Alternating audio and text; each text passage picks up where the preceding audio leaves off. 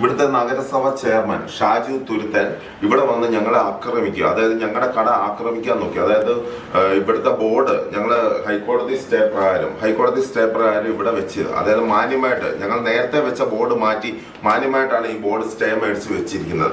ഈ ബോർഡ് വെച്ചതിന്റെ പേരിൽ ഇവിടെ വന്ന ഷാജു തുരുത്തൻ അവിടെ പരസ്യ ബോർഡ് നശിപ്പിക്കുകയും അതുപോലെ അകത്ത് കയറി കത്തി കാണിച്ച് എല്ലാവരെയും ഭീഷണിപ്പെടുത്തി, എന്റെ ജീവനക്കാരെ ഭീഷണിപ്പെടുത്തുകയും ചെയ്തു.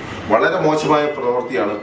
അത് എന്തുകൊണ്ടാണെന്ന് ചോദിച്ചാൽ ഷാജു തുരുത്തൻ നഗരസഭ ചെയർമാൻ എന്നോട് 2 ലക്ഷം രൂപ കൈക്കൂലി ചോദിച്ചു. ഞാൻ കൊടുത്തില്ല, ഞാൻ കൊടുക്കില്ല ഒരിക്കലും. കാരണം ജനങ്ങൾക്ക് വേണ്ടി കുറെ കാര്യങ്ങൾ ചെയ്യുന്ന കടയാണ് അച്ചായൻസ് ബോർഡ്. 40% 50% പാവങ്ങൾക്ക് വേണ്ടി ഞങ്ങൾ മാറ്റിവെക്കുന്ന കടയാണ് ഞങ്ങൾ. ഷാജു തുരുത്തൻ എന്നോട് കൈക്കൂലി, നഗരസഭ ചെയർമാൻ ഷാജു തുരുത്തൻ എന്നോട് കൈക്കൂലി ചോദിച്ച് ഞാൻ കൊടുത്തില്ല.